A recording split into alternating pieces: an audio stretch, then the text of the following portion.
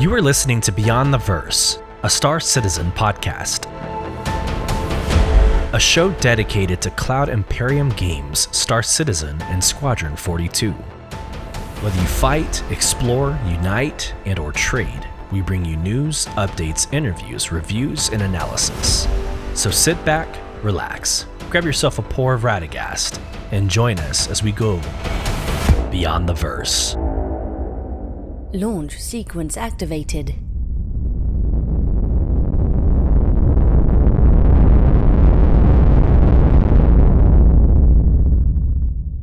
Hello, friends, and welcome to another episode of Beyond the Verse, Star Citizen podcast with your host, Sulyce. This is episode 45, and we have a lot to take care of today. A very, very busy in Star Citizen, outside of Star Citizen. Quickly, we're going to be going over the new Lunar New Year or Red Festival events, subscriber promotions, the Valentine's Day or Coramor event, the external competitions and things that you can do to get more items and free ships, referral bonuses, Inside Star Citizen's expanding branding, which I think is a legitimate video and a well worth your time to watch 15 minutes of this. And then we will end with the namesake of today's episode by going through the roadmap Roundup and the Star Citizen monthly report. So as you can imagine, we have a lot to get through. Let's get to business, but first a quick word from our sponsors. And actually, speaking of word from our sponsors, a couple episodes ago I mentioned that Spotify was getting away from host-read ads and is now moving towards automated ads. And I told you, the listener, that we would not be partaking in that because I did not want unfiltered access to my listeners and viewers that might not match our brand. However, going through a deep dive, I learned that I could omit or I could exclude participation in certain categories. So politics, gone. You're not going to hear anything politics. Basically anything social as well. Social politics, you're out. But the things that are like gaming, community, I was able to elect those. So I'm going to continue with that. Just the one ad per episode. It helps keeps the lights running. It helps us kind of grow in the technology to keep producing good quality content for you. So I hope we're in a good place there. I hope you understand. You can also support the podcast real quick by becoming a supporter. If you go to Spotify and on our profile page, you can actually become a supporter. So the more of that we can get, the more I can start backing out of monetization. Otherwise, like I've told you before, the Go XLR no longer has support. It's just a matter of time before I need to upgrade to the Rodecaster Pro. Yes, there's probably middle grounds in between, but you deserve the best quality content. So there you go. Let's get into our From the Community. And I kind of, if it's okay with you, I would like to tell you a story that might make you sick to your stomach. But it's a little personal, and then I will get into actually From the Community. But I find this... I really just want to share this with you. So 7 days ago, actually at this point, 8 days ago, I traded in my 2014 Ford Raptor, which that was my dream truck. It was a gift from my wife getting out of the military at the time. So she blessed me with that. It's been the family vehicle. It's been through several moves, 118,000 miles worth of family activities, off-roading, the birth of my son and daughter. So there's some nostalgia, some sentimental value there. So I traded it in about 8 days ago because we are at that 10-year mark. I wanted to get some value for the trade-in. And I ended up getting, really my entire life, I always wanted a Jeep Wrangler. Again, off-roading, camping, overlanding, that's kind of my thing when it comes to vehicles. So I get myself, oh, it's beautiful, guys. It's a 2024 Jeep Wrangler Rubicon JL, 4-door manual shift, right? So a little, a millennial proofing, if you will, because no one knows how to drive a manual anymore. Granite, so it's that gunmetal gray, super sexy, and I'm really proud about that, right? I'm really proud that I got kind of my I guess, lifelong vehicle of the Jeep Wrangler. Yesterday, I take it in to get its windows tinted. And I'm not going to get into who or any of those specifics because I'm actually really happy with how they reacted. But when you curate a tinted window, you use kind of like a blowtorch, and either they slipped or something, and they melted the back clamp that holds the back windshield in place. They literally melted it off and scorched the top of my hardtop. So you can imagine the sinking, gut-wrenching feeling that I had when it was time for me to pick up my Jeep and the back is what it is. Oh my gosh, guys. Like, if you know anything about me, like, I love origin ships and game. I love all the fancy stuff that applies to my real life. Even though I off-roaded in the Raptor, I always kept it pristine and in perfect top condition. And here I am with a 7-day-old brand new vehicle with the back end with a tramp stamp. a torched back end. So just wanted to share that with you. I don't know, it has nothing to do with Star Citizen, but my goodness, if you talk about just having I don't know, just gut-wrenching moment in my personal life, just want to share that with you. Do with that information what you will, but my heart's broken.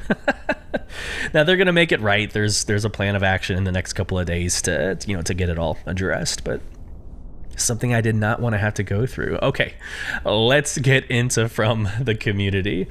All right, so 2 weeks ago, first off, let me start by saying this. Last night's Org Night, that's going to be bonus episode 08, Org Night Exploring Jump Points, hands down, probably one of the best Org Nights we've had to date.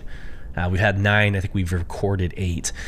It was so much fun. And if you have any doubt that Star Citizen is better with friends, go listen to that episode, because literally we just went from jump point to jump point exploring the 3 locations, and you will hear the value add when you bring in friends. We had 15 members of Soul Provision that boarded my 890 jump we call the Elegance of the Void, and took it from jump point to jump point and had the time of our lives. Go listen to it. It's awesome. 2 weeks ago, we recorded Org Night 7. We took a second attempt at Siege of Orison. We're unsuccessful, so I asked at the end of that episode, does not completing the mission impact your fun in multiplayer gameplay?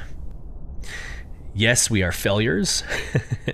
Dampens the mood, or no, it's about community. Those are your 3 options.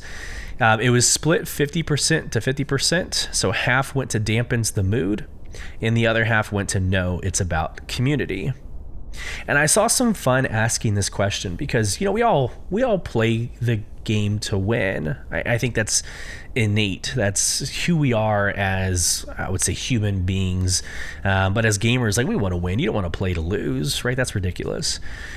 So I get it, right? I get that. But in a simulation, especially in a 11-year alpha that's not officially released yet, this was interesting to me to ask because, like, I don't know, I was curious if listening to that episode or actually being part of the 14-man crew that went, did not completing it ruin your night.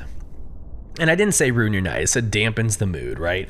Again, it makes sense, but the fun for me, and I just expressed it from last night's episode, or bonus episode, the fun for me is the community, right? The interaction, the fellowship that you have with your team members. You could literally be doing nothing and have a phenomenal 2-hour excursion from jump point to jump point. So I thought that was interesting. 50% dampens the mood, 50% no, it's about community. So we go on to the actual episode. That was episode 44, 323 preview in Star Citizen, which, let me again caveat and say, that was recorded before Star Citizen Live.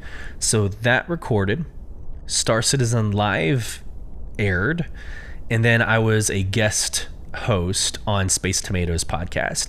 So if you want to hear my reactions to Star Citizen live, go check out Space Tomatoes episode.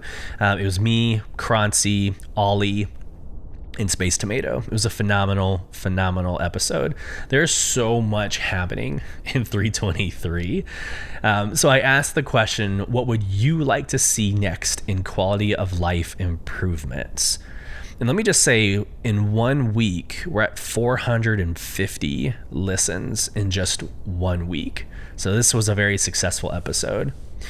There were 6 responses. Let's go through all 6. Again, question, what would you like to see next in quality of life improvements?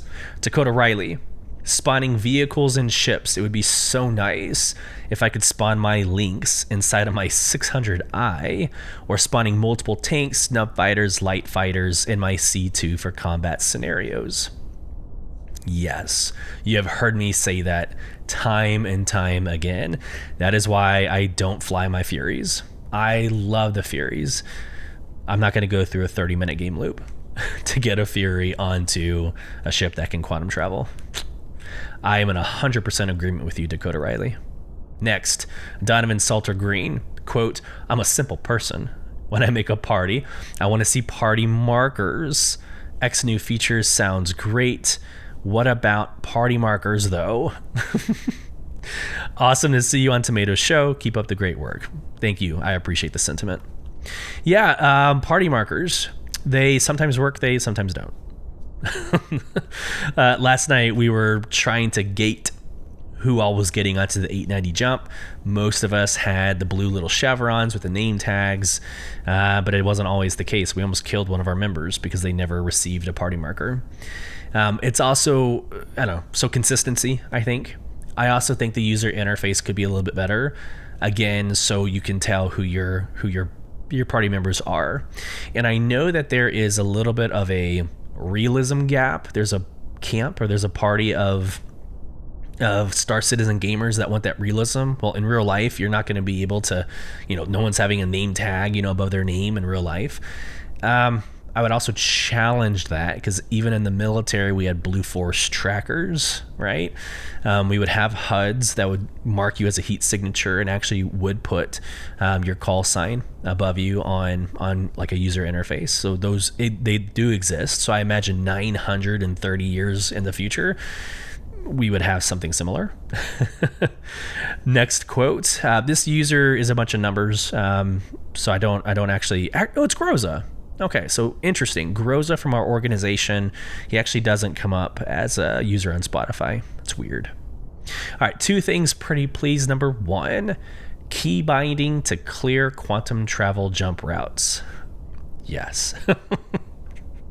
Preach. I'm in agreement to all of this.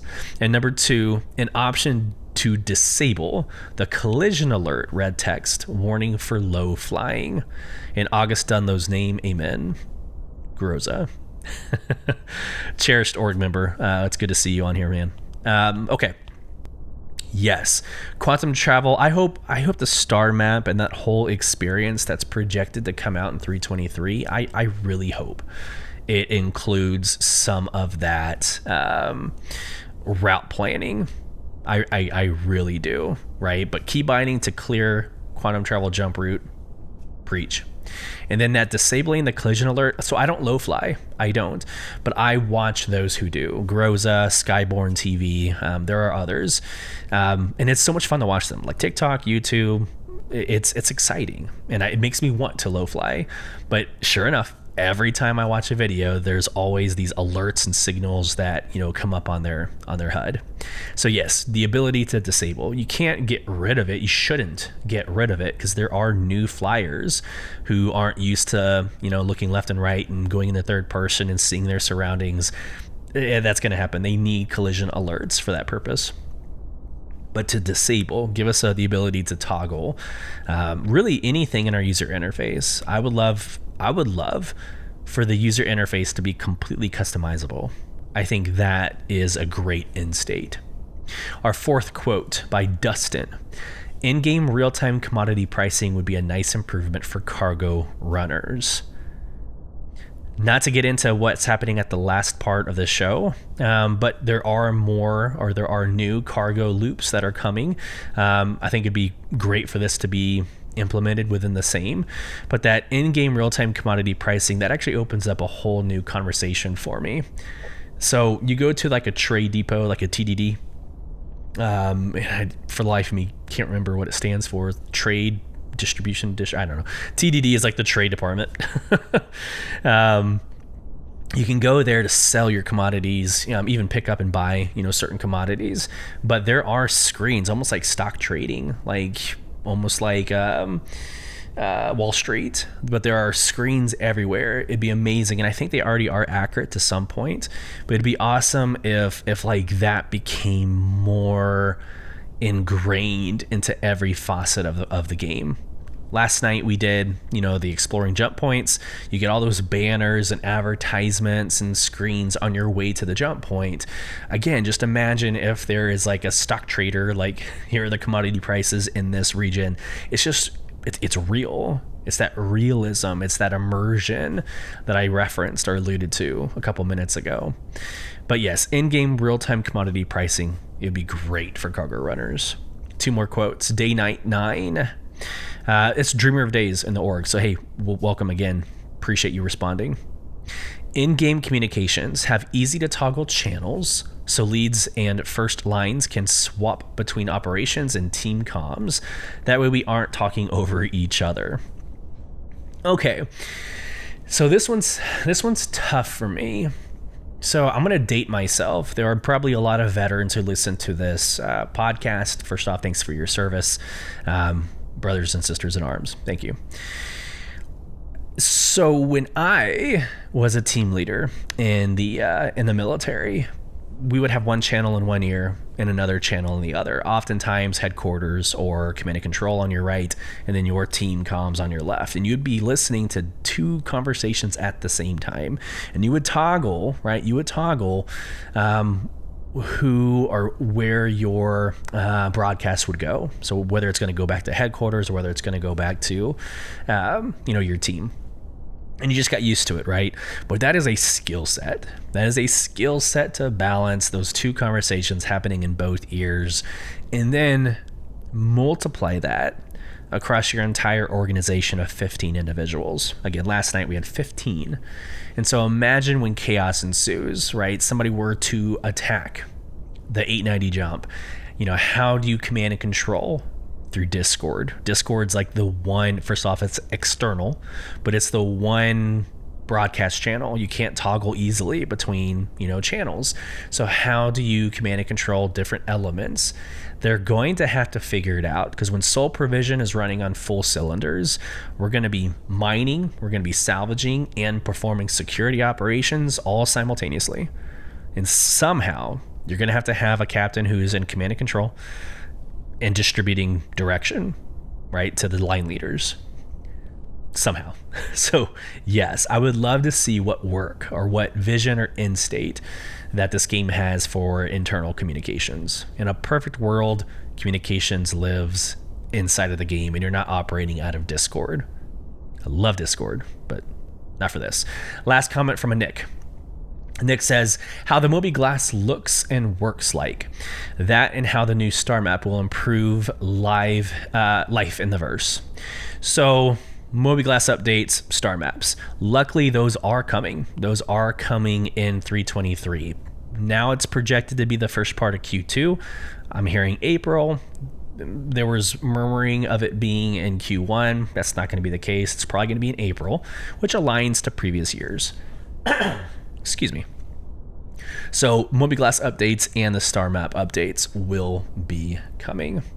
Last, let's go to the polls for 3.23. I just asked the one question.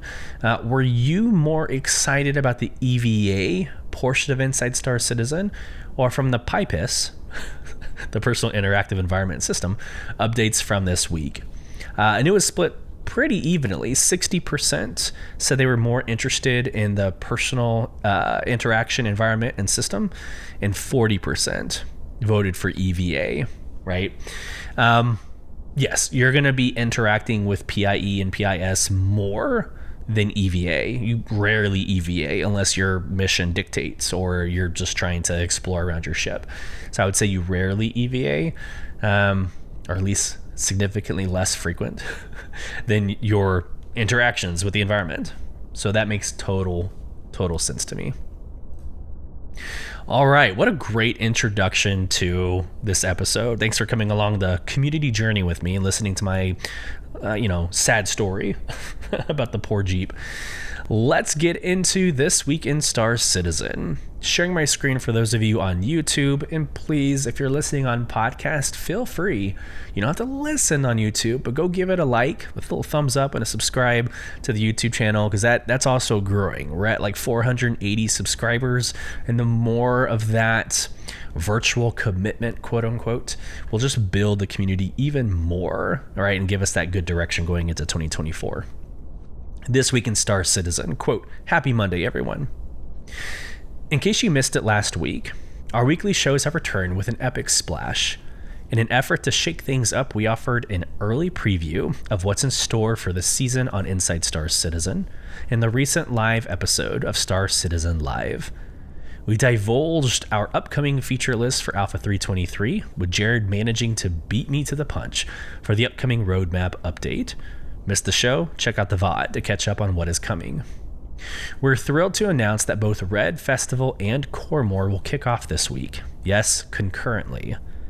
Whether you're ringing in the new year or celebrating new love, we have numerous ways for you to immerse yourself in the festivities. Additionally, a free fly and referral bonus are launching too, making this an opportune moment to dive into the verse with a friend. Last but certainly not least, we had an incredible time visiting the Spanish community in Barcelona last week. The energy and passion was absolutely off the charts. We'd like to congratulate the organizers for putting together such an epic event and thank them for welcoming us. Oh, and when we say it was a high energy event, we mean it. And there's a link to something. So now let's see what's going on this week. Here we go. The bullet list of the schedule, which again, we kind of covered in the intro to the show. But Tuesday, we had the subscriber comlink and newsletter, which we are covering next. Wednesday, roadmap update, roadmap roundup, the PU monthly report, the Squadron 42 monthly report, which I'm actually going to save the Squadron 42 monthly report for the next episode, just so we have time to go line by line in Star Citizens. So next episode, we will cover the Squadron 42 monthly report. Thursday, we had Inside Star Citizen, the launch of Coramor, the launch of Red Festival, a free fly event, and the referral bonus. And then later today, right after this, the recording of the show, there will be a Star Citizen live episode. So, like I said, probably one of the busiest weeks so far of 2024. A lot to cover. I'm going to keep moving. We have a lot to cover. Let's get to work. Subscriber promotions.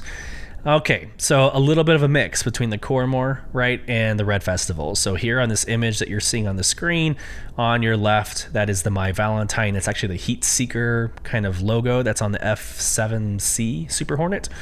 So you got the Heat Seeker kind of My Valentine poster, and then you've got the Year of the Dog is actually the Lunar New Year celebration. So you got those two. You also have a shotgun and a Coramor rifle, if I'm not mistaken, but we'll actually read it. Here we go. February is an action-packed month in the verse, courtesy of the return of both Coramor and the Red Festival. This month's Flair embraces both holidays with themed HAB posters and exclusive pink weapons. In addition, to keep you suitably tooled up for all the excitement, we're giving all subscribers access to Anvil's fearsome little pocket rocket, the Arrow, while Imperator subs can also hit the hardest in the Crusader Ares series. So that's the Ion and the Inferno. Let me clear my throat real quick. Alrighty, in-game rewards. Let's do this. Coramor and Red Festival poster set. Actually, let's read this note real quick. Note, the Centurion subflare item is temporarily delayed and will be available in an upcoming patch. Okay. Coramor and Red Festival poster set. Evoking the imagery and language of the historic holiday Valentine's Day, the Coramor poster is intentionally faded to replicate the wear and tear it experiences on ships, while the Red Festival poster features adorable dogs to commemorate the year 2954 and honors the festival's historic ties to Earth. Current Centurion level subscribers get this item as part of their subscriptions. This month's Flair item is temporarily delayed. We already read that part. All right, Imperator level. The Castak Arms Karna, quote, Fate Rifle. Show your Coramor passion with the Fate edition of the Karna rifle, which has been made over with bold fuchsia and gray accents. So it's... Let me just go on record. Let me go on record and say, like, the pink, it's a dull fuchsia. It's a dull fuchsia. It looks phenomenal against like that gray. And so when we look at the Love Struck paints for the ships, like the Scorpius looks amazing with kind of the gunmetal gray with the fuchsia highlights.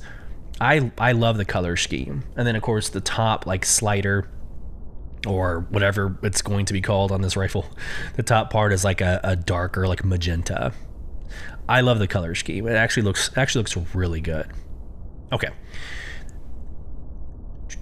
Yep, for in the subscriber store, so this is the additional item that anybody has to like pay money to get, is the Gemini R97, the Kismet shotgun. Quote, protect yourself and your loved one with the special Kismet edition of the R97 shotgun, featuring pink and black coloring reminiscent of the ship Yuri Ilion flew to track down his lost lover, the Karzan Tan, in the classic vid Coramor. And that is $5 for those of you interested. Okay, you know what's funny? I actually got those I got those ships mixed up, or the rifles mixed up when I was describing them. So the Gemini R97 Kismet shotgun, this was in the player's right hand. So this is the fuchsia against the gray with the magenta kind of top. The Castak Arms Fate rifle it's actually white. The top is white with like the fuchsia highlights, and the bottom is that gunmetal gray with the fuchsia highlights. Still very sexy. Love the color scheme. It's just funny. I got them mixed up. Awesome. Back to the article. Earnable in-game. Our goal is to make most items earnable in-game. For this reason, many subscribers' Flair items have been added to the in-game loot table as rare drops starting from Alpha 317 onwards. Okay, and if you scroll down, you got the shoveler where you can find the 3 items. Again, the posters are going to be amazing when those persistent hangers come and you're able to like actually decorate. Can't wait for that day. And then it gets into the vehicles of the month. We already covered this, but here's your Ares Inferno, which grew on me so quickly during Siege of Orison. But you have the Ares Inferno, the Ares Ion, and then of course the Arrow that we all subscribers have access to this year. So a pretty decent month. I love, again, at some point we will have hangers to decorate. So I love the posters. That's going to be really awesome aesthetically hanging around your hanger. A couple months ago we had plants. We had potted plants one month. Like those items to put around your hangers, what's going to make your hanger unique and yours. Can't wait. It's just they're worthless right now. Every hanger decoration is absolutely worthless, although I like where they're headed. Okay, let's do this. Red Festival 2954, also known as the Lunar New Year. This is the year of the dog. So I'm sharing my screen for those of you on YouTube. You're able to see the visual.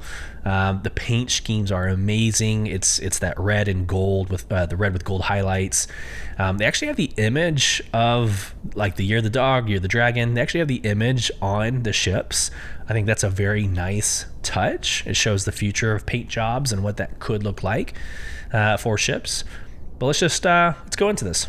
So celebrate the dawn of new adventures. The Red Festival, and you know this from several episodes ago, The Red Festival is a celebration of renewal and remembrance with roots in old Earth customs that marked the end of a lunisolar year, an ancient calendar system based on Luna's, Sol 3a, cycles. Celebrants honor the festival with a variety of traditions that differ greatly depending on the system and community participating. Common activities include wearing red, a color that symbolizes good fortune, honoring friends and relatives by sharing stories, and eating foods long in length, such as calloused tentacles or dyed red noodles, in the exchange of gilded red envelopes representing good fortune to come. Red Festival referrals. Here we go. So we're going to kind of hint at the referral program, and then we're actually going to move to the website that discusses the referral program specifically. Okay. All right, Red Festival referrals, new year, new friends. From February 8th through February 26th, refer a friend and secure a Drake Dragonfly along with a special edition Red Festival armor and weapon package for the both of you. So I think it was last episode I questioned, like, is the Dragonfly something that you can take in space, or is it just a ground vehicle? We've confirmed that you are able to take it in space. And Groza, a member of our organization, had a really good strategic point. It's like, if you're able to get, like security post Korea, if you're able to get close, I don't know, 1,000, 2,000, 5,000 kilometers away, and just kind of keep your ship there, whatever will fit the Dragonfly. Take the Dragonfly that has a smaller signature, it's more nimble, you more than likely will not get spotted, or again, it's gonna be really, really hard to spot you. Take that the rest of the distance to get to your location. That would also make sense when we go to merc missions, like on bunkers, landing your ship about 1,000 clicks out and taking your speeder bike, right, your Nox or Dragonfly, taking that to the actual bunker itself so you're not being attacked by the turrets. Excuse me. So I think that's a great idea. It's funny, I always, again, in 45 episodes of this show, you know that that's what I love doing in merc missions. When there's bunker missions, I love parking a click away or 1,000 clicks away, and then getting the rest of the distance with like an STV or some, like the Lynx, a really sexy ground vehicle, right? I didn't even think about doing that in space. I've always just taken my happy ass straight to security post Korea and getting blown out of the sky. So this makes a lot of sense. I digress. We're still on referrals, but it's a pretty decent referral bonus. And by the way, if you're listening to this and you're interested in participating, you can actually find my referral bonus inside the show description, though I will never really market that. Don't care. Like, I personally don't care because I have most of the ships in the game, right, wrong, or indifferent. But it helps you, right? It helps you out with getting started and getting some gear and getting a free ship. So, all right. Auspicious paint schemes. Again, this grew on me. I didn't really like the McDonald's coloring up to this point, but actually seeing it in game, like especially with the 600i, the paint scheme's amazing. It is very, very, very well done. So they went after the origin ships this year. So you can see in the picture, you can see the 400i, the 600i. Here is their X1, right? The speeder bikes. And then here is the 100 series origin, but it's got that dog kind of plastered on the back left tailwind. What is that, port? I don't know anymore. Starboard. I think starboard is left. I don't know. I'm done trying. I wasn't Navy, I was Army, okay? Auspicious paint schemes. Here we go. Outfits several popular origin ships and vehicles with 2 all-new liveries paying homage to both 2954's Year of the Dog in-game and 2024's Year of the Dragon here in our current timeline. And for additional prosperity, you can pick up previous year's auspicious red paints and vehicles for a limited time. All right, they're doing more of this during events, but additions or modifications to Arena Commander. So this more than likely means next Org Night will be doing something in Arena Commander, right? But there's new modes. let's get into it. Log into Arena Commander for a special new Kill Collector mode and collect holographic challenge coins from your felled opponents. See how many you can get before your luck runs out. The top scorer in a round earns a limited time Red Festival challenge coin. Super awesome. That's really cool. And I love how that is translating. Like, your work in Arena Commander is translating into stuff you're getting in Star Citizen. I'm assuming the same will happen with Squadron 42, right? What you do in Squadron 42 could impact what you have and what you get in your hangars in Star Citizen. I love that. Everything about it. Let's keep going. Year of the Dog envelopes. Find red envelopes across the system and turn them in for fun and profit. It's kind of the same concept as like the presents, right? The gift boxes during Luminalia. Plus, receive your own special 2954 Year of the Dog envelope to display in your hangar for years to come if you visit Stanton during the Red Festival. So log in and get yours. A fortunate opportunity. I posted this yesterday. If you're listening to this podcast, it's too late. But yesterday, which is all the more reason to follow us on socials. It's all socials /BTV_cast. The 890 jump was available to get in-game, or not in-game, to purchase in the pledge store. It's a limited whole ship or a limited stock ship. So just like IAE or Invictus Launch Week with these limited stock ships, you had certain waves, 3 chances to get the 890 jump. So quote, good luck has certainly smiled upon the verse this year, inspiring Origin to launch a surprise flash sale featuring the limited stock of the legendary 890 jump super yacht. And again, it's too late now. So wave 1 was February 8th at 4 p.m. UTC. Wave 2 was February 9th at midnight UTC. And then wave 3 was February 9th at 800 or 8 a.m. UTC. So it's too late now, but hopefully you were able to secure your 890 jump. Really do hope so. Again, flying it last night with 15 people in it. Amazing. An amazing, amazing night. All right, we're almost done. Well, sort of. We're like 3/4 of the way done through Lunar New Year. Here's some featured packs, right? The 100i, the 400i. These come with paints. So there you go. So the 100i Red Festival starter pack, the 400i, the Carrack auspicious package, right? Carrack's probably one of the best ships in the game still, especially when they get drone operator loops in. All right, so we have ship paints. This year's pack is $51.80. That's going to give you all of the Origin paint jobs, right? So again, on my screen, you're seeing both, and it's for both, right? So it's both the dog, the Year of the Dog, and the Year of the Dragon. So you're seeing 2 of everything. So 2 600Is, 2 400Is, 2 100Is, and the 2 X1s, right? So $51.80, and then you can get each individual one. It looks like they're all about $5. 400i is $11. 600i is $13. X1s are back to $5. All right, and then you can go back historically and get the returning paints, right? So all the returning paints, $20.40 for 2953s. I think 2952 was $17, right? And I think that's... Nope, we got 2951 as well, but it's not a pack. It just shows the individuals. Yeah, so for 2951, you don't get the pack, but you have to buy each one individually, and that's the Freelancer and the Nomad. Second to last, Red Alert gear. If you like your red and black color scheme, you can get the weapons and armor set for $62.30.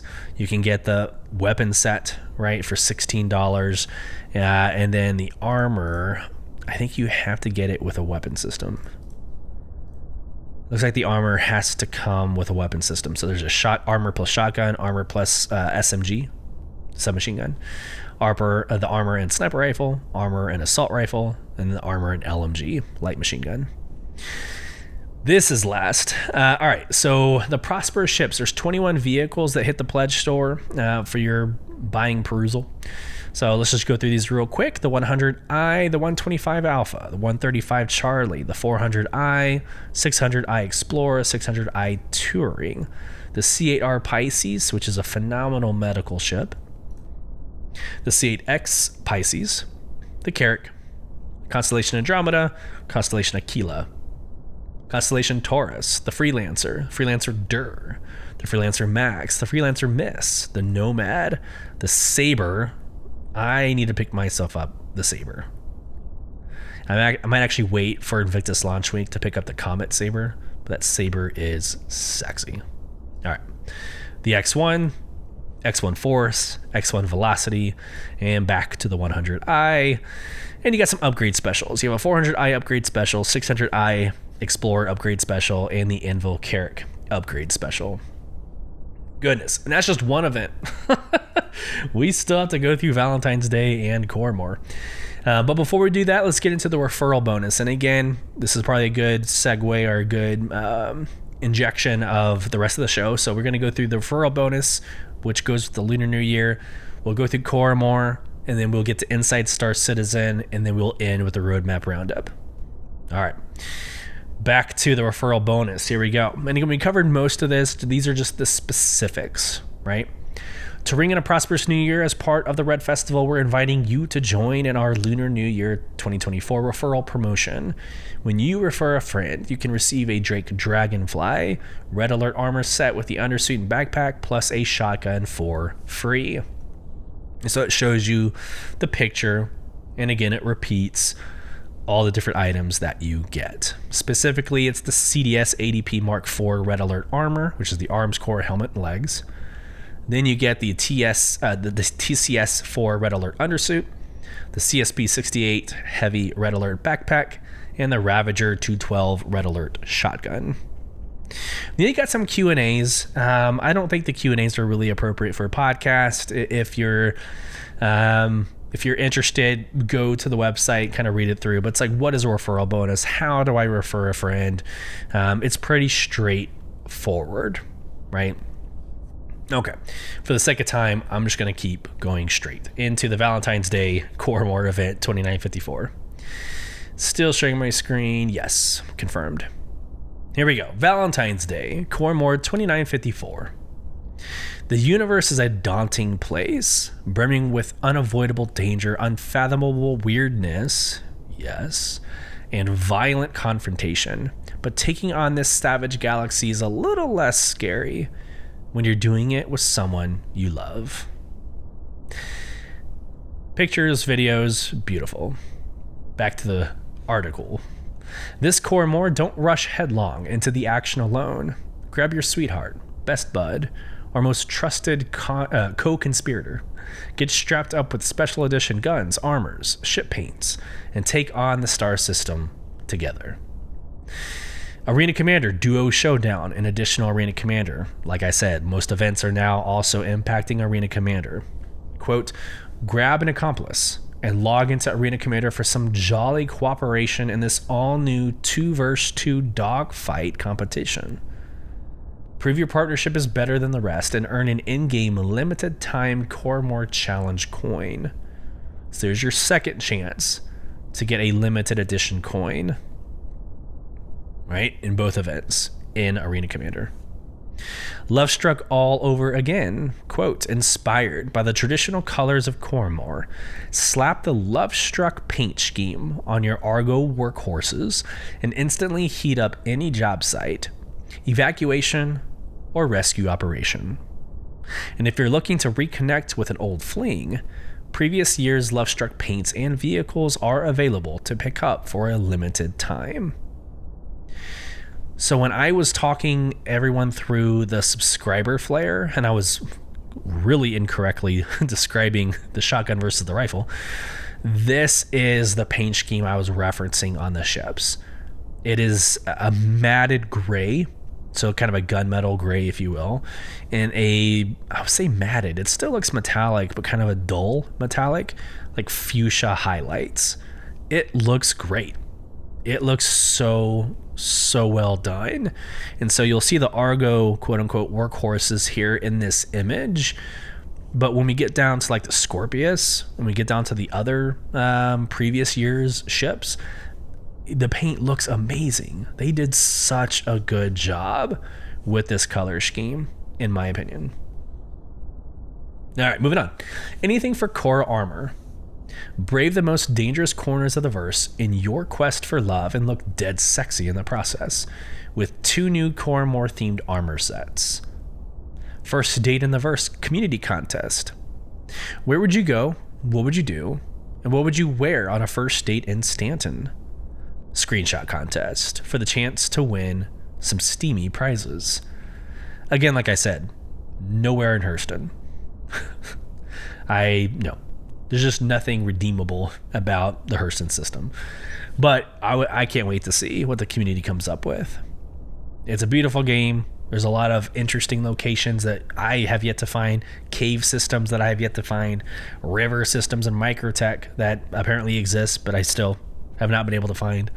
And the one place, it's called Cornerstone, the website Cornerstone, the one place to find out where these locations are, it's still confusing as hell.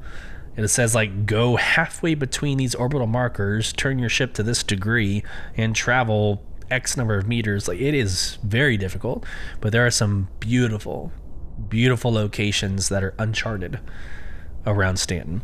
So I can't wait to see what everybody comes up with. Fly free. Oh, we got some free ships to fly. Here we go.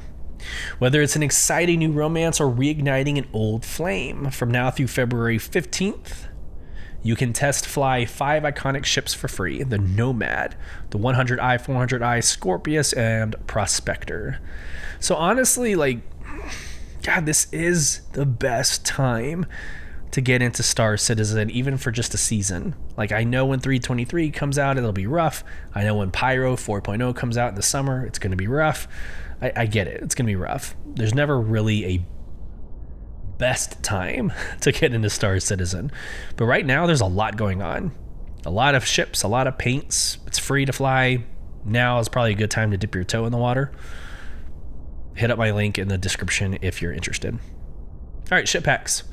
The Nomad starter pack, again, one of my favorite starter ships. I actually really like the Nomad. It has grav-lev technology, so when you're on ground, you're levitating, right? You're a couple of feet off the ground. It's unique in that way. Then you have the Romantic Getaway pack, which is a bunch of pink and fuchsia and magenta color scheme, right? $125 though, so it's like the ships and the armor. All right, and then limited time Love Struck paints. Excuse me. Here's this year's Argo Love Struck paint, right, for $27.20. Then you have the Mole, the individuals, right, the Mole, SRV, and PUV, and the Raft. And then you can go back in time. And here's your Love Struck paint 6-pack, Hover Quad, the Arrow, the Cyclone, which looks amazing. I guess another reference back to my Jeep. I actually really like the Cyclone because it reminds me of off-roading. So the Cyclone looks really good in that paint scheme. Here's your Nomad, here's your Ares, and there is your Scorpius. Again, I think the Scorpius looks absolutely phenomenal in this color scheme. Love it. Here are your Coramor armor sets to go back in time and buy them. I really like the Envy armor set. It's really like the patterns and the etching that is done on the helmets. Very well done in the Envy armor set. And last but not least, an additional 22 vehicles. So again, here are more opportunities to spend more money in the pledge store. 22 additional vehicles on top of the 21 additional vehicles from the Lunar New Year. Let's go. Ares Inferno, Ares Ion, Arrow, sorry about that, Cyclone, Cyclone Alpha Alpha, or Anti-Air, right? The Cyclone MT, the Cyclone RC, the Cyclone RN, the Cyclone TR. Here is the F7CM Super Hornet Heartseeker. This is your one time this year to get to this ship. So if you want to spend the $200 ship value, it's got some special upgrade offers as well, but this is your one chance to get the F7C with this livery. Again, it's got that poster image on the left of the pilot seat. I'm pretty sure it's on the co-pilot seat as well. Might just be a one-seater. I'm losing my mind here. But it's right on the cockpit side. Beautiful scheme. It's white and red. Looks great. One chance to get it. Hover quad, the Mole, the MPUV Cargo, the MPUV Personnel, the Nomad, the Prospector, the Raft, the ROC, which is a mining ship, the ROC DS, the SRV, the Scorpius, and the Scorpius Antares. So there you go. There's your 22 vehicles, and like the Lunar New Year, there's some upgrade options. Here's your Hornet Heartseeker upgrade option, your Argo Mole, your Misk Prospector upgrade options. Woo, man, there's so much. There is so much in these two events alone. A lot to unpack in February. So I appreciate you hanging with me through this podcast. We're not done with Coramor yet. Here's your contest or your seasonal external events that it's providing or that offers you. So we're going to get into that. Then we will get an Inside Star Citizen and end with the roadmap roundup. Stay with me. Here we go. As I die before I speak. Here we go. Pursuits for pairs. It's Coramor season, whether it's your partner in crime, an org mate, or your trusty co-pilot. Star Citizen is better together. Ready to jump in, arm in arm? We've put together a few tips and activities below that can be done with a co-pilot by your side. First things first. Before you jump in the verse, make sure you and your co-pilot are on each other's friends list, as well as in party. This ensures you wind up in the same server. Your friend list is visible on the main menu after you've logged in for the first time. Hit Add Friend button. So basically, this is a guide on how to play with your friends and what to do. So I might actually go through this a lot quicker than word for word. So bring things to heal yourself and others, right? Your med pens are for yourself, but the paramed tool is for your friends. So you should always have a paramed tool on you at all times. Activities. It has a shoveler of the 5 activities. So there's a picture and a description of mining, salvage, bounty hunting, mercenary missions, and then partners in crime, which is basically doing the dirty. There you go. So again, I think it's faster, probably easier to just go through it on a high level. And then there's the last minute, like referring your friend. Referral bonus ends on February 26th. So there we go. If we're going to cut time, that's probably a great place to cut time on. Okay. Inside Star Citizen. For the next 15 minutes, we're going to go through expanding branding. Let me share my screen real quick. Quote, how does the role of branding shape the persistent universe? Grab your favorite wham burger and join us for this episode of Inside Star Citizen as we navigate through how branding breathes immersion and narrative into every aspect it touches.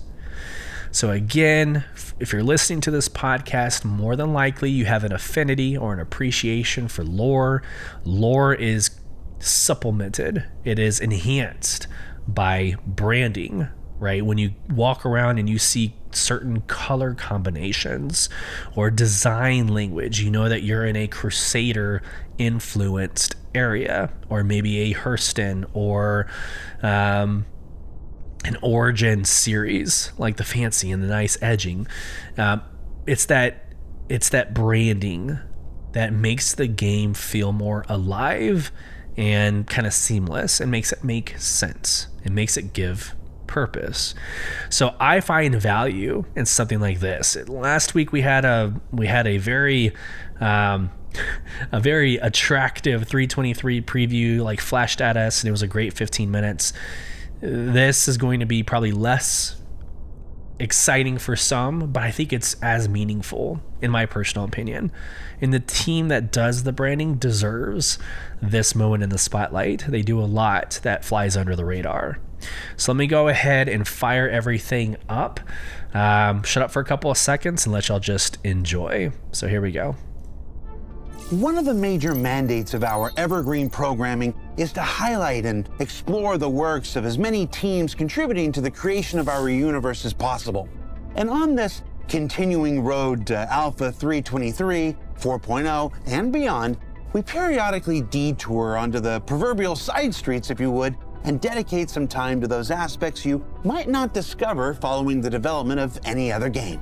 So on this week's show, I'm proud to highlight a team dedicated to bringing a creative flourish, visual consistency, and contextual meaning to the various companies, factions, and societies of the persistent universe, the branding team from CIG Montreal. Hell yeah, let's go. All right, where to start?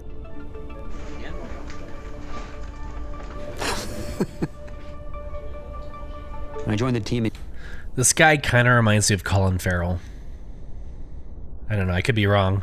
Not to like butcher him or insult him or anybody else. He reminds me of Colin Farrell when you just watch it and think. Let me know.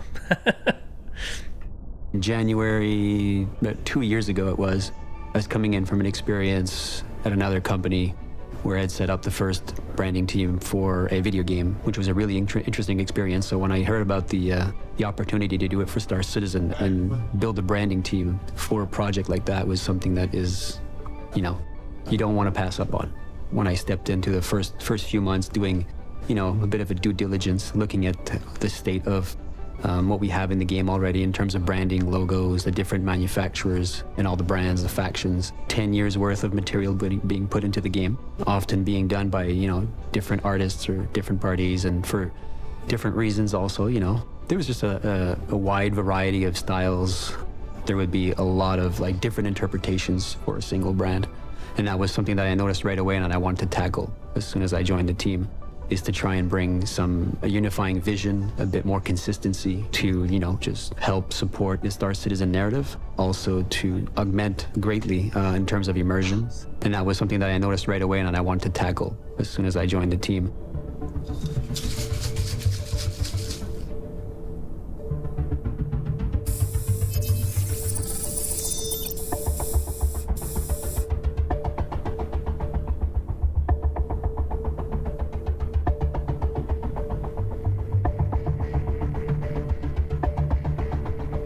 In-game branding is not only about defining, like creating logos and nice posters and cute little signs. We get involved with character design, the ships, you know, creating the manufacturers for the ships. We touch marketing, we touch web. It's just such a wide range of different applications and topics that we go through. I think it's as important as any other parts of the game. It creates brand cohesion and a really good immersion for the player. If it comes to, yeah, obviously like brands and logos, you know, if it's a ship, you know, make it look real professional, like it's a, you know, like in real life, like a fancy car company or something like that, you know. Well, branding is an important part of the environment development. You know, developing the locations, I think it helps a lot with immersion. One of the things that we've tackled recently is some navigational signage for the landing zone. So, you know, putting up maps, putting up signage, different assets that we add to the game to help the player understand his environment, understand the gameplay, understand the locations. So one of the things we called out in last night's org night, exploring jump points, was at the jump points, it looks like a truck stop, right? You have the banners, the advertisements. This is what they're talking about. That's owned by the branding team. So when you fly over Hurston and the new work that was done in Loreville, right? All that is branding team. When you're walking around Area 18 and like it looks like cyberpunk, right? That branding and the marketing, it's all done by this team. So props to you. Again, in last night, being at the truck stops at the jump points, it was something that we all noticed. The 15 of us flat out called out how amazing it was and the future of what could be on those signs. Absolutely looking forward to it. Good work. Story, the narrative. It adds a visual component to the narrative to create a more impactful story. So you have the brand, like the narrative that people know, but then with the visuals, we can add an extra layer to it. In Star Citizen, especially for the manufacturers, you know, everything revolves around ships, and the manufacturers are very important in their core to the gameplay and the identity of the game. And I noticed that, a lot of these very important brands didn't have that unifying vision that we were looking for. So Mirai was a new brand that we created, which was basically a performance division of MISC. So when you look at Mirai, we start off with brand and positioning, the brand bio, so a history of the brand, basically, a little bit what they're about, a tagline. So this is where, we're collaborating with the narrative team to come up with these, the information for this. And then that is the starting point. That's all part of the brand style guide. A style guide is for everyone to really get to understand the company, and you try to keep it simple, but you put all the elements you need, like the logos, the colors you're allowed to use, the typography that goes with that company, even shapes. Every company has colors. If the primary color is blue, let's say, you can't go out and do like branding for that company or make it like red, So we're all trying to like tie everything together to make sure everybody's on the same page. What's interesting about Drake is it was one of the first brands that I had to interact with when I joined the company. First thing I did. Okay, they're about to get into Drake. If you're a fan of this podcast, you know how I feel about Drake. First off, I now drive a Jeep, which is basically the Drake of real life. So I will say this, I love like piecemealing and making it look unique as put together like a Lego set, right? But can't wait for the Kraken. I think there are some really nice versions of Drake. I'll leave it at that.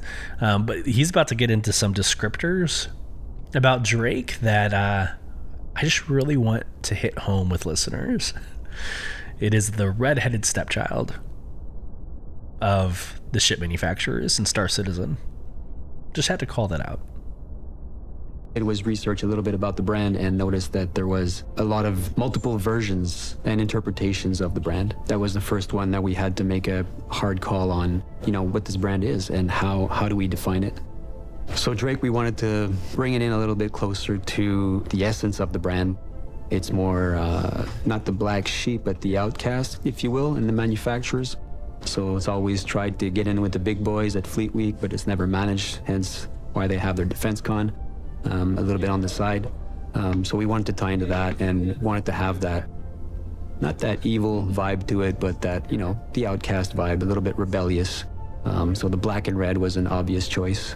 And it's something that we had already in the game for Defense Con, and I thought that worked better than anything else that we had previously produced. Same thing, we're looking at Crusader. We noticed that ships are using red and gray branding on the ships for Crusader. If you visit Horizon, there's a showroom that they have there that's completely all black and white. If you walk around the halls on Horizon, you notice there's some branding for Crusader that is blue and white. So we had, again, multiple interpretations of the same brand, and we wanted to unify that, bring it in a little bit more. So we started looking at the brand itself, what was interesting, what felt right with the essence that was, put forward by narrative and in the lore, and also, through the community. And we came up with the version of Crusader that we have now.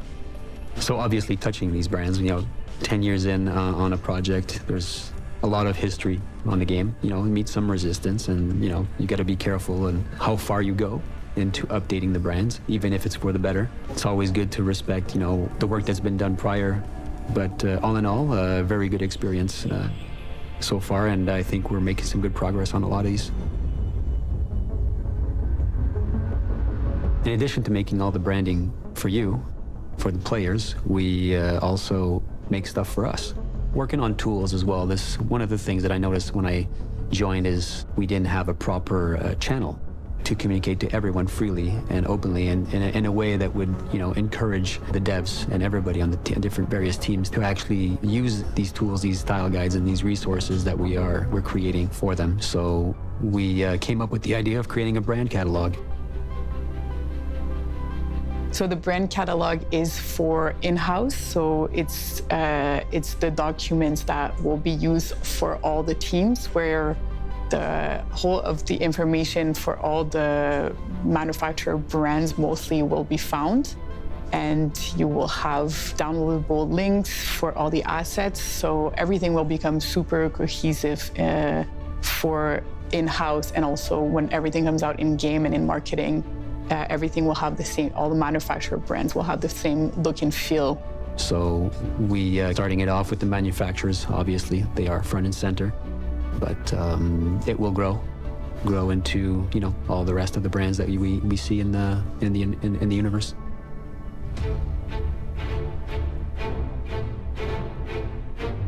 Pyro I think is one of my favorite mandates we've done so far for the branding team. Not only because we're touching a specific aspect of branding that is not often talked about, also because we have the right team members to tackle this sort of mandate, and it was a lot of fun for it because the team was really excited about that. Graffiti is another part of my background, which me and Max worked a lot on this aspect back in the days in our life. So we had a lot of fun building the graffiti structure.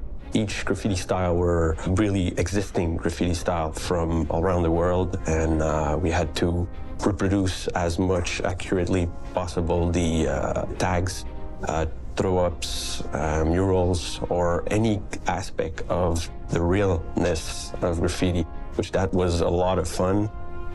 Basically, like, we drew all the graffiti, and we made their space look really grimy, and the signage, you know, the relic signage, but lots of graffiti too, lots of like faded, dirty layers and layers of stuff on the walls. So it was really amazing to see how they took some visuals that existed that the environment team had created, and they came in and went over this with the different graffitis. So they really developed like all the layers that you need for it to feel real. That was something that you know, is very rich and is extremely fun to bring forward with the visuals and the branding. And at that point, it's more than branding. It becomes like storytelling, basically, right? You're telling a story through all the elements that you're putting on the walls and in the environment that help sell the lore and, again, augment immersion and the experience for the player. Defining the factions that we found in Checkmate Station by the Rough and Ready was a lot of fun. Creating the identity of a faction, a gang, right? In space, in a derelict, abandoned station in the middle of nowhere. I think you really get a vibe when you get there, when you enter the zone. Like, right away, you know it's Rough and Ready. They made the logo like a big sculpture, so I thought this was pretty cool from like where it started to where it's at now. I think the graffiti and the sculpture does it mostly.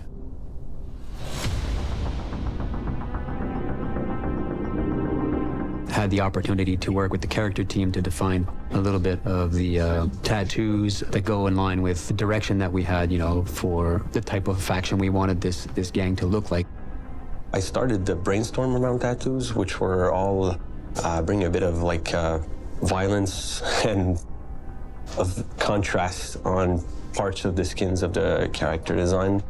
So we had specific references we had as targets and a special feel that we wanted to have for this gang, because there's not only one gang, there's multiple, and they all need to have, you know, each their own unique identity. There's a part of me who always wanted to be a tattoo artist, but I think this kind of work is a work of art by itself. So the character artist really managed to bring a lot of the visual identity we started from. All the polishing was really the character artist who managed a great job. Well, to me, I think the branding side is often looked over, and I think we're building a team here to put an emphasis on the branding side. Every little things, the little graffiti and, you know, the logos and the signage, the navigational signage, everything. I think we're trying to push it a little further. It's all about making one step closer to the real world, which we're surrounded every day by branding and either textures, typography, everything. I think we're the cherry on top of the sundae. I think that branding makes the whole game feel more real. And I think this is where we can also develop like this emotional connection to everything that you see in game and everything that the player uses, buys, and interacts with. The opportunity to do graphic design and advertisement, fake advertisement within a game, so rich and deep as Star Citizen is. I mean, I don't know a graphic designer that wouldn't want to like to contribute or participate or be part of a team like this. I mean, there's so much variety. There's so much to do. The lore and the narrative is so rich. It's just a never-ending stream of opportunity to create really cool stuff.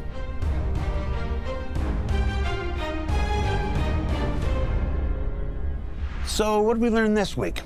Well, hopefully we learned that branding is for more than just marketing uses. It's a tool and an artistry that can apply to many aspects of universe creation, including signage, personal identity, and maintaining a universe of internal consistency that doesn't break immersion. Now, don't forget that our Lunar New Year, Coramor, and the associated free fly events all start today, so you can mosey on over to the robertsspaceindustries.com website for details. For Inside Star Citizen, I'm Jared Huckabee. Thanks for letting us share the process of game development with you, and we'll see you all here next week. Well, I think Jared summed it up obviously better than I could, but it's that connection. It's that connection that ties us to the game. Yes, it can be transactional. You can get into game, do your bounty hunting mission, and back off and or log off, and you miss some of those details. So yes, it's going to happen, and it probably happens more frequently than than we like to admit. But that last video, the last piece of the video that showed like the different branding around all the locations on the back of ships, like the new Mirai Fury or the Mirai Racing series, it has like the branding on the tail, the tail pipes. It looks like a NASCAR racing vehicle. Like it's extremely well done. And what's funny is like last night, one of our org members made the joke about have we gotten our Star Citizen tattoos yet? More than likely, if you're going to be getting a Star Citizen tattoo, it's going to be coming from the branding team. Right? Like it's these teams that fly under the radar, that their product is right in front of your face. And if you don't take a second, and thanks for Jared for doing this, thanks for the Inside Star Citizen for doing this, but if you don't highlight those teams, credit will never be given where credit is due. I loved this Inside Star Citizen. It's very closely related to lore and how we attach ourselves to this game. Okay, we have made it. We have made it to the end of the podcast where we discuss the namesake of our podcast, the Roadmap Roundup, and the January monthly report for Star Citizen. Let's do it. Share my screen for those of you on YouTube, the Roadmap Roundup. This is a hefty one. Let me just go ahead and open up the actual release view, so we'll go through that as well. All right, as that loads. Happy Wednesday, everyone. Every 2 weeks, we accompany the roadmap update with a brief explanatory note to give you insight into the decision-making that led to any changes. This is part of an effort to make our communications more transparent, more specific, and more insightful for all of you who help to make Star Citizen and Squadron 42 possible. With that said, let's go ahead and dive into this week's Roadmap Roundup. Here we go. Notable changes for February 7th in the release view, which we'll get into the release view here in a second as you're seeing on the screen now. We'll get into this in just a moment. Number 1, replication layer update. Quote, testing continues for this important update to the Persistent Universe's backend database. This release will remain fluid in regards to timing as edge cases are solved and performance is optimized. With this publish, we're moving this card to the Alpha 323 column, but keep an eye on Spectrum and the tech preview channel for the latest on the replication layer. All right, the following cards have been added to the release view, targeting a release in the Alpha 322 patch cycle. So between now and Alpha 323, Arena Commander Gravlev Racing, introducing a new experimental mode to Arena Commander featuring Gravlev vehicles racing through 5 new maps: the Snake Pit Reverse, Clio Islands, River's Edge, and Shifting Sands. And for those of you who might not know what Gravlev means, it's like gravity levitation. So think Dragonfly, think Nox. It's the technology that allows vehicles to actually hover. And it's not that it's just invisible wheels. There's actual physics built into it where it's hovering over rocks and different elements or barriers on the ground. So it's a calculation. Again, it's not invisible wheels. It's really, really well done. The following cards have been added to release view in the Alpha 323 patch cycle, currently targeting an April 2024 release. So this is the first time that you see the April 2024 release target. That's Q2, right? Star Map rework, Moby-Glass rework, FPS map system, personal and instanced hangars, freight elevators, item bank and unique item recovery, new missions cargo hulling, dynamic crosshairs, EVA V2 or version 2, FPS loot screen, new character customizer, visor and lens HUD rework, distribution centers, dynamic event blockade runner, reputation hostility, player interaction experiences, master modes. That is 17 items that are targeted for Alpha 323. And each one of those I just listed has a description. For time's sake, we're not going to go into that because the monthly report will explain it in more detail.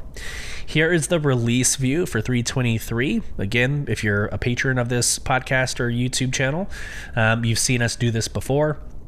But these are basically the timelines. 322 launched December 14th of 2023. With these items here, we now have the 323 tentative Q2 2024 entry.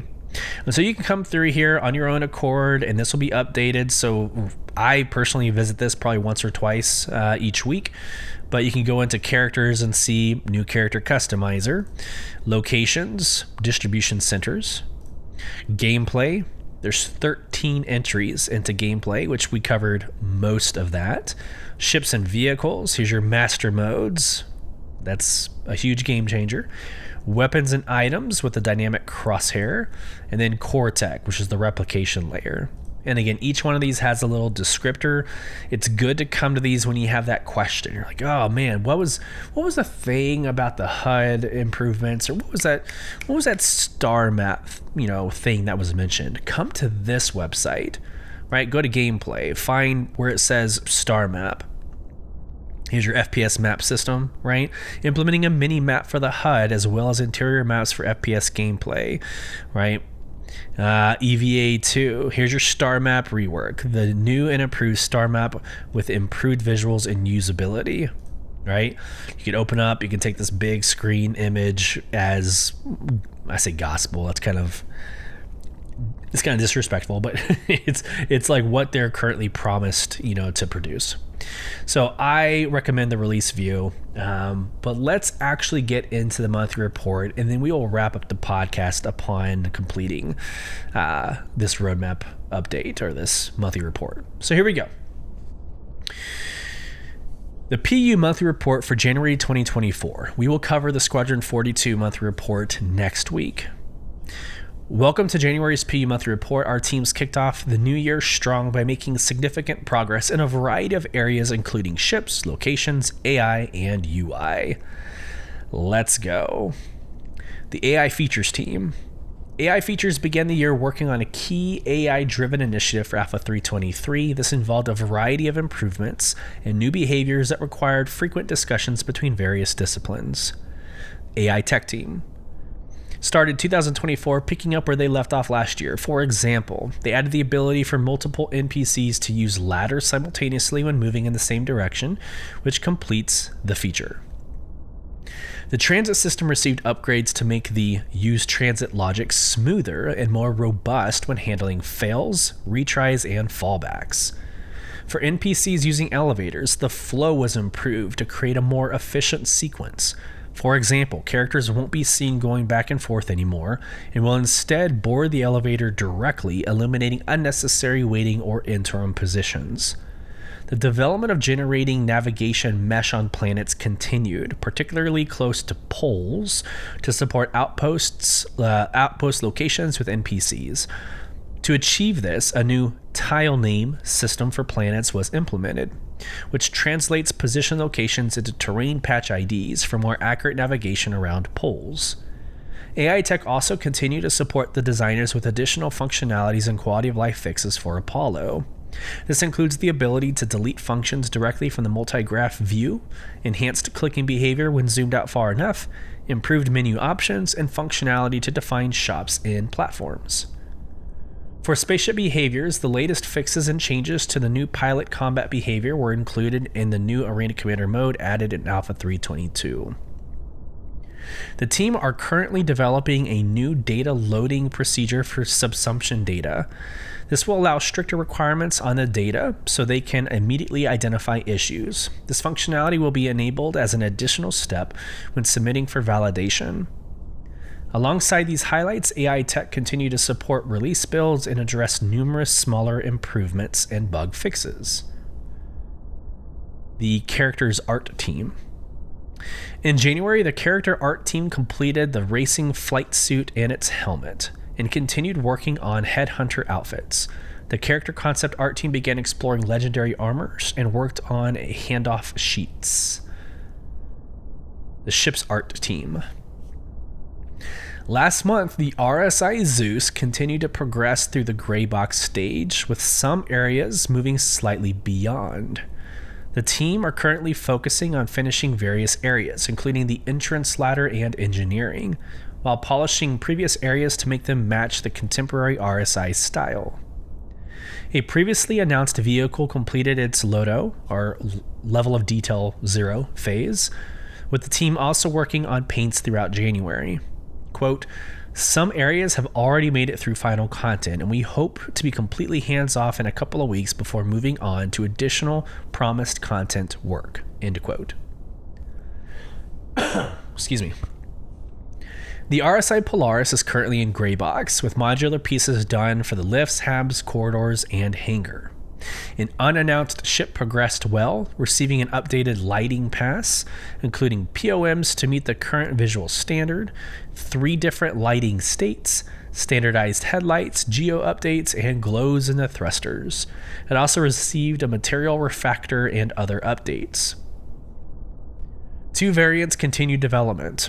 One moved through gray box and began the Level of Detail 0 phase, while the other completed Level of Detail 0 and it's awaiting its gate review. Several related bugs were also fixed. Finally, for ship art, gold standard work on the Aegis Retaliator began. The weapons art team. January saw the weapons art team redesigning and changing the dimensions of weapons optics. Improvements were also made to the FPS weapon wear map, while various animations were fixed for ship weapons. Community. The community team kicked off the new year by announcing the winners of the Luminalia greeting card contest. They received hundreds of submissions from passionate backers who created wonderful pieces of art. Community and other team participated in the Daymar Rally organized by Atmo Esports. CIG's bike and buggy teams performed alongside other players, competing in the dirtiest race in the verse. Quote, "This event was a blast, and participating in the Daymar Rally was a great way to enjoy Star Citizen with everyone, connect with the community, and compete in the greatest marathon in Stanton." Quote. They then published the Arena Commander schedule as a comm link for better visibility. This will be updated every month so that everyone can discover the new game modes coming to Arena Commander. The team also spent a considerable amount of time planning CitizenCon 2954. More information to come very soon. Finally, members of the community and development teams visited Spain last weekend for Bar Citizen Barcelona. Quote, "We were humbled to see so many of you at the Space Cowboy, where we had lots of heartwarming chats and shared some special loot only available in Bar Citizens that CIG staff attend. The team is also happy to announce that the Bar Citizen World Tour continues in 2024. Just like before, we want to hear from you about where we should visit. Feel free to contact the community team on Spectrum, and they'll add it to the list of locations to consider. Read more about Bar Citizen World Tour 2024 here. End of quote. The economy team. Last month, the economy team completed a balance pass on the UEC prices of FPS weapons. This was the part of the video last week, Star Citizen Live last week, where they are talking about raising the prices of ships. So right now, the 890 jump is like 35 million in game, and they were talking about it basically doubling to about 70 million. So there's some economy dynamics that are happening right now that the community is kind of talking about. Back to the economy team. They're currently looking into the impact of structural salvage on the in-game economy. Core gameplay. I would actually love to see an Inside Star Citizen on the economy team, because they do a lot more than what you might think. I think that's very interesting. All right, hold on. Core gameplay. To amplify efforts, the character vehicle gameplay and Arena Commander sections are no longer separate, as the gameplay features team was reorganized towards the end of last year, including teams from Squadron 42, the PU, and Arena Commander, to operate as one unified core gameplay pillar. As such, their progress will be reported under the core gameplay pillar moving forward. Last month, the core gameplay teams continued porting some of the Squadron 42 features seen at CitizenCon to the PU, which included making many features multiplayer compatible. The porting efforts and remaining code work on recoil improvements and dynamic crosshair were completed and refined to give players the best experience possible. EVA was also ported over and now has more intuitive strafing behavior and multiplayer support. For player interaction improvements, the team fixed various bugs. They're currently making sure that the interaction prompt, default actions, and control hints all work together to make it clear what will happen when players interact with something. Master modes testing and refinement is ongoing too, with several successful playtests and rounds of positive feedback. The resource network and life support features were further developed, the devs scoping out the remaining work needed for feature release and clearing important tech debt. They also continue to work on jump point gameplay, including the procedurally generated tunnels and flow of entering the jump points. Progress was also made on several tech initiatives in January.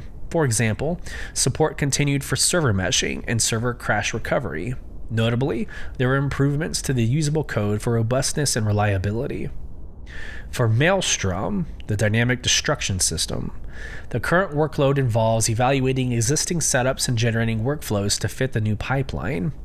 The team have already started retrofitting existing systems, including improvements to allow ship landing gear to detach with Maelstrom debris and simplifying the design markup for configuring item control within vehicles. These changes not only facilitate the new pipeline, but improve on the implementation based on feedback. The team also continued last year's work on the transit system, preparing it for the upcoming refactor and completing work to ensure the current version is suitable for server meshing and crash recovery. This involved implementing a safe recovery system for players who experience a server crash while inside moving transit. Engineering also continued refactoring the docking and landing systems, including a rewrite of the automatic dock-undock feature. For the former Arena Commander feature team, January's focus was on transitioning to the persistent universe and becoming familiar with the workflow and the systems. While the team's focus is now the PU, they'll continue to maintain, improve, and provide regular content updates for Arena Commander, albeit with reduced velocity. That being said, the team finished work on 3 special events and formed a strike team to close out the Resource Network experimental mode. January also saw 2 successful go-no-goes for Arena Commander: Grav Race, where players race Gravlev vehicles across 5 racetracks, and a major update to Master Modes, which includes a limited test of the new AI behaviors tailor-made for Master Modes. Atmospheric maps were also added across all Master Mode game modes. After last month's successful tests, the team began implementing streaming bubbles across all Arena Commander locations for improved performance and easier map setup. Additionally, they continued to refactor several UI systems to building blocks, improving the overall UI. Finally, for core gameplay, the team worked on a wide range of features for the upcoming cargo update.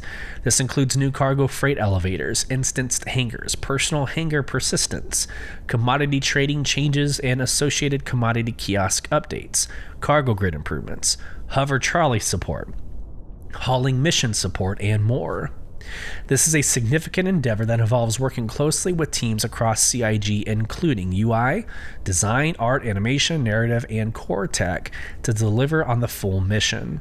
Quote, "So far, we are right in the thick of building out core functionality and establishing pipelines, with early prototyping proving out functionality and providing input for iteration.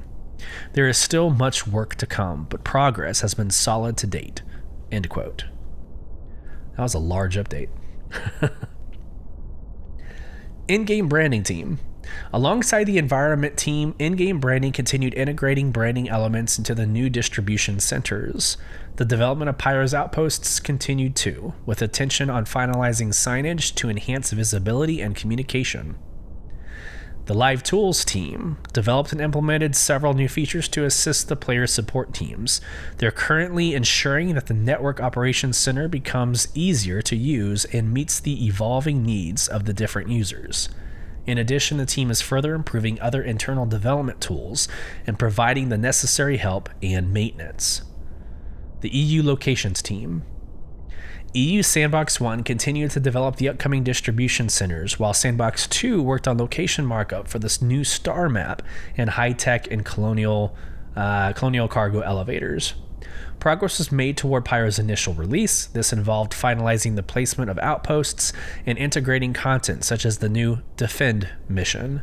Alongside this, the Landing Zone team continued to work on the cargo feature, including freight and ship elevators for hangars.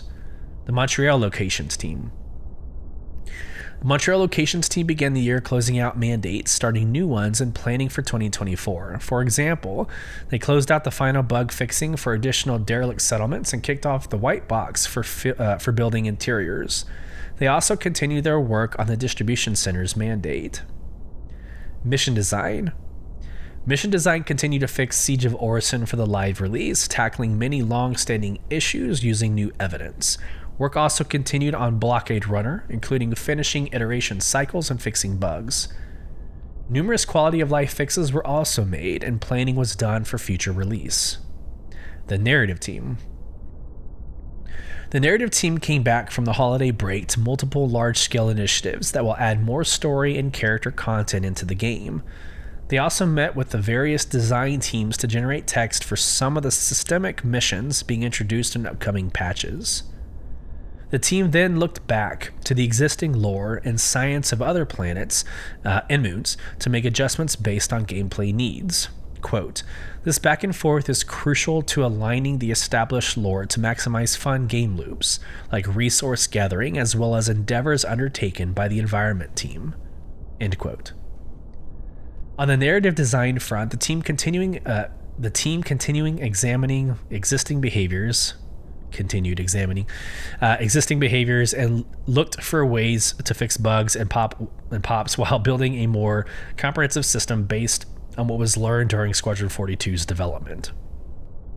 It's a little bit contextually wrong in that sentence. Anyways, the first initiative is building a general civilian line set to populate larger spaces. The team is also looking at updating the tourist behavior to accommodate large-scale events like Invictus and IAE. Another volley of lore posts hit the website in January as well. A Whitley's guide on MISC's unique Reliant lineup, a portfolio on Pyrotechnic Amalgamated, which dives into the history of the famed mining company, and finally a Galactopedia update exploring humanity's perilous connection with AI development. The R&D team. In January, further progress was made on the temporal render mode for atmosphere in clouds. Among other things, ghosting around cloud fringes was reduced. Also, a code interface was implemented to allow gas clouds to hook into the temporal reconstruction process, as R&D would like to explore the possibility of sharing this render pass. This will allow gas clouds to benefit from associated performance improvements as well.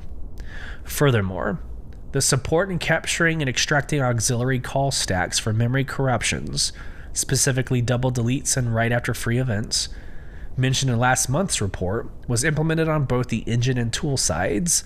With its integration, it's essentially currently being investigated by Turbulent. The UI team. In January, a building block framework was worked on for the Freight Elevator UI. This was accompanied by the ongoing creation of art mockups to ensure a visually cohesive experience. The user experience, or UX, pass is also underway for the freight elevator and resource network mandates. Additionally, wireframes were crafted for the commodity kiosks user interface, our user experience, while attention was given to enhancing the overall user experience within the item shop. The visual effects team. Last month, the VFX team focused on fixing long spam that had built up over time. This involves solving minor data errors that don't break the game, but can be problematic to devs working in the editor if too many accumulate. For example, a missing texture referenced by a particle effect. They also continue to support several locations, including the latest version of Siege of Orison and a few Pyro outposts. Web platform, the last update. Last month, a new launcher team was created to enhance the user experience of the RSI launcher. The first major focus is the development of Launcher 2.0, which will bring a fresh UI design and up-to-date technology to support the Star Citizen community. The Evocati, I know people say the Evocati, or Evocati, it's actually the Evocati.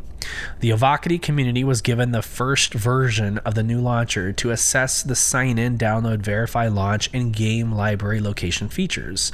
Testing will continue up to its release to the wider community. Alongside this, the content experience team worked on a simple image component to provide an efficient solution for image management. With features like lazy loading, customizable formatting, and centralized control, it streamlines performance, scalability, and flexibility. Its easy integration and prevention of content shifting make it an essential tool for maintaining a unified image handling approach. January monthly report. I wish I could just say, and there you have it. Have a great day.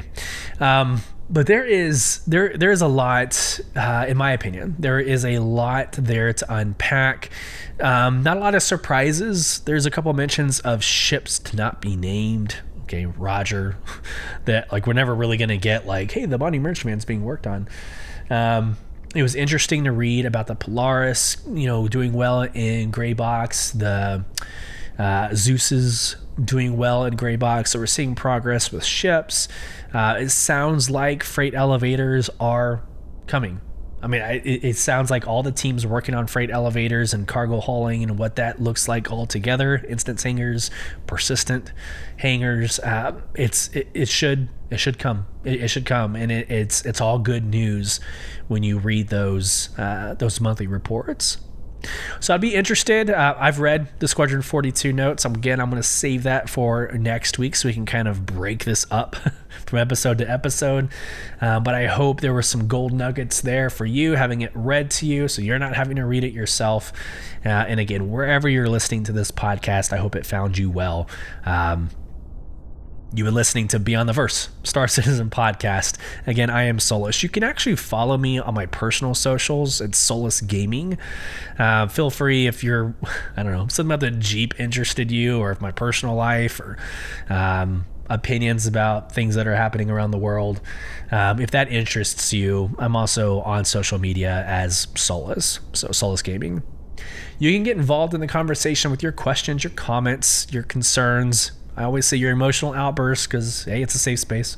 But emailing us at contact@beyondtheversehq.com or interacting with our Spotify Q&A and polls at the end of each episode over at Spotify.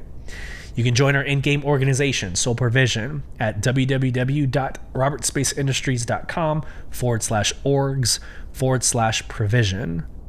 If you're listening on podcast and you want to watch the YouTube replay, you can do so at /@BTV_cast. You can follow the conversation over at Twitter, TikTok, Instagram, Blue Sky, all at /BTV_cast. Once again, thank you for joining us. We hope this finds you well. And until next time, safe travels as you traverse beyond the verse.